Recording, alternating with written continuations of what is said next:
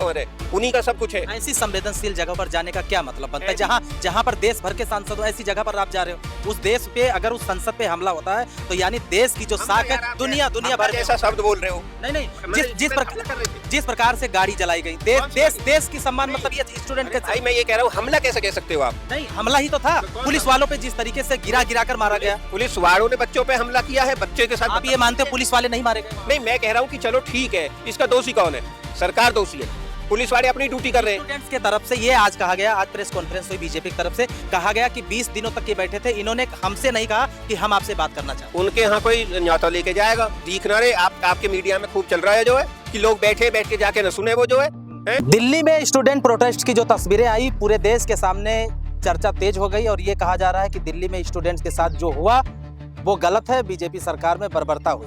लेकिन तमाम ऐसे भी लोग हैं जो ये कह रहे हैं कि स्टूडेंट्स की आड़ में राजनीति चमकाने की कोशिश की जा रही है। कांग्रेस पार्टी के नेता दिनेश अवाना जी, तमाम लोग हमारे साथ में मौजूद हैं, बातचीत करेंगे। क्या कहेंगे, दिल्ली में जो हुआ उस पर क्या रिएक्शन होगा? देखिए, दिल्ली में जंतर मंतर पे जब शांतिपूर्ण तरीके से बच्चे अपना धरना प्रदर्शन कर रहे हैं और जब प्रधानमंत्री जी और अमित शाह जी नहीं सुन रहे, तो बच्चे संसद भवन की तरफ चले कि हम आपके पास आ रहे हैं, हमारी वहां तो आप बात सुन लीजिए।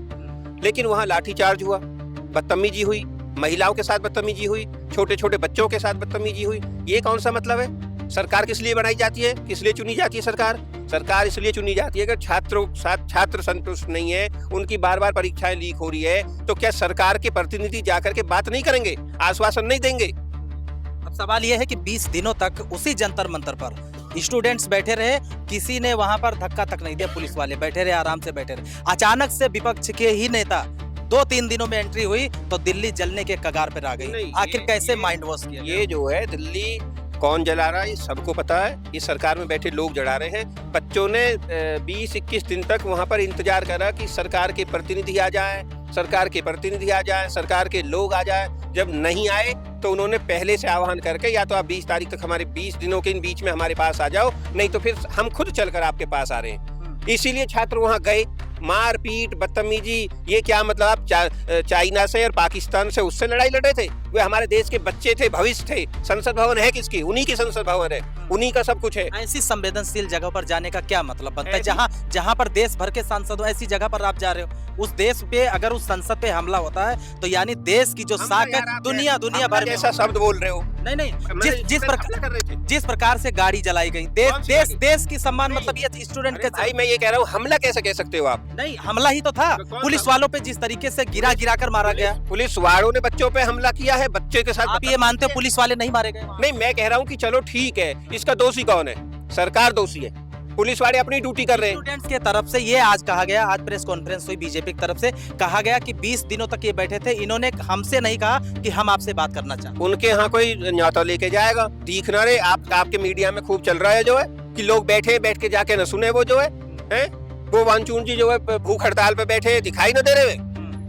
20 दिन तक बैठे, इनको क्या मतलब? इनके जाके पैर में जाके गिड़गिड़ा कि आप आ जाओ जी, अब हमारी बात सुन लो जी, ये कर लो जी। सदन में राहुल गांधी जी बात क्यों नहीं कर रहे? कौन से सदन में कौन बात करने दे रहा है? बीजेपी ने आज फिर किरण रिजिजू जो उनके मंत्री हैं, आज उन्होंने कहा कि सदन में आए, चर्चा करें हमसे। राहुल जी जब भी बोलते हैं माइक बंद हो जाता है, और राहुल जी से तो ये इतनी डर रही है सरकार। भाई साहब, मोदी जी सर वहां नहीं मिल रहे, क्या पूरे देश में एक आवाज नहीं उठ रही है कि शिक्षा मंत्री को इस्तीफा देना चाहिए? नहीं देना चाहिए? उनके उसमें बार बार लीक हो रहा है पेपर, तो जिम्मेदार कौन है? अरे नैतिकता की जिम्मेदारी तो होती है कि हाँ ठीक है भैया, हम इसमें जो विफल रहे, मैं अपनी जिम्मेदारी जो छोड़ रहा हूँ, अपना कोई दूसरा करेगा। बीजेपी कह रहे चर्चा इसलिए कांग्रेस नहीं कर रही क्योंकि 2014 के पहले जितनी बार पेपर लीक हुए और उस समय क्या कार्रवाई, हम विध परमार दे देंगे और ये बेनकाब हो जाए। 2014 से पहले नेहरू जी सब कुछ करके चले गए। पेपर नहीं, उन्हें भी नेहरू जी के जुम्मे लगा दो कि नेहरू जी ने पेपर लीक करवा रहे। कुछ तो यार कम से कम थोड़ी बहुत तो वो रहनी चाहिए कि जिसकी सरकार है, जिम्मेदारी उसकी होगी, किसकी होगी? 10-15 साल से ये लोग बैठे हैं वहाँ, और जो है जिम्मेदारी सब जो है नेहरू जी की है, इंदिरा जी की है, राजीव जी की है, इनकी कोई जिम्मेदारी नहीं है। इनको बच्चों का साफ पड़ेगा, छोटे छोटे बच्चे जिनकी नाड़ पकड़ी है, जिनके कपड़े फाड़े गए हैं, जो खींच के मारे गए हैं। बच्चों की आड़ में उपद्रव वाले आ गए, ऐसा कोई नहीं, जो भी आए सब इन्हीं के लोग थे। सरकार जांच करे, वो पुलिस वाले थे या इनके आरएसएस के लोग थे? उनके नेम प्लेट नहीं है भाई। आप आप पत्रकार हो, हम आपको जानते हैं, आपका कौन सा चैनल है, कैसे हो, हम आपको जान रहे हैं। अब ये क्या मतलब कोई आकर के ये बोले जी ये फलाना फलाना ढिकना, ये क्या मतलब है? यहाँ जितने भी लोग खड़े हैं सबकी पहचान है, ये कौन है, ये कौन है। मतलब हम लोग और लोग तो वहां जा नहीं पा रहे, वो बदमाश वहां कैसे पहुंच के लाठी डंडे लेकर गए और किसके लिए पहुंचे? सीमा पे पहुंचते तो पता लगती। बच्चों को, देश के भविष्य को इस तरीके से मार रहे हैं, महिलाओं के साथ। किस पे विश्वास करें, कहां विश्वास करें? ये तो मजबूरी है। बच्चे जंतर मंतर पे बैठे हैं, सरकार नहीं सुन रही है। हमारे विपक्ष के नेता संसद भवन में बोलना चाहते हैं, कोई बोलने नहीं दे रहा है। हाँ, ये इनके मंत्री हु करके ये कर रहे हैं। से तो वो भी सदन नहीं चलने दे रहे हैं, आपके पार्टी पे भी आरोप लगा रहे हैं कि 3 दिन से वो बात ही नहीं करना चाह सदन रहा। चलाने की जिम्मेदारी किसकी है? किसकी, आप बताओ? उनकी है ना, जो सरकार में बैठे हैं। वो बात क्यों नहीं करते? अहंकार में क्यों है? अगर एक धर्मेंद्र प्रधान अगर इस्तीफा दे देंगे, कह देंगे कि हाँ चलो ठीक है, गलती हुई, जो भी कुछ हुआ, इतनी बड़ी बात का इशू बनाने का क्या मतलब? वो तो अब तो प्रधानमंत्री का भी इस्तीफा मांगा। कौन क्या करेंगे? पहले शिक्षा मंत्री, फिर प्रधानमंत्री, फिर अलग अलग मंत्री की संख्या, यानी पूरा जो मंत्रिमंडल है। क्या तुम जो है सबके पत्रकार हो, खाली प्रधानमंत्री या सरकार की बात मत करो। आप एक बात बताओ, इस्तीफा पहले शिक्षा मंत्री का हुआ, नहीं सुन रहे। शिक्षा मंत्री किसके अधीन आते हैं? गृह मंत्री जी से बात कर रहे हैं, नहीं सुन रहे। फिर प्रधानमंत्री जी के लिए तो बोलेंगे ही ना। आप मंत्रालय को इस्तीफा किसका होना चाहिए आपके? इस्तीफा धर्मेंद्र प्रधान का तो तुरंत उसी दिन हो जाना चाहिए, या खुद ही नैतिकता के आधार पर देना चाहिए। और अब जो इतनी बड़ी जो घटना हुई है जंतर मंतर पर, प्रधानमंत्री देना जो जंतर मंतर पर घटना हुई है, अगर तन्नक्सी भी आखिर में शर्म होती तो धर्मेंद्र प्रधान जी को तुरंत इस्तीफा देना चाहिए था। क्या रिएक्शन होगा? बहुत बड़ा रिजेक्शन है। आप देख सकते हो जिस तरीके से युवाओं पर लाठी चार्ज की जाती है, लाठी के बाद वो अपने हक अधिकार की बात करते हैं तो उन्हें लाठी दी जाती है। वो अपने हक अधिकार की बात करते हैं तो फर्जी मुकदमे दिए जाते हैं। वो अपने हक अधिकार की बात करते हैं तो उसे आतंकवादी बताते हैं। कहाँ की ये सरकार है? कहाँ का तानाशाही है?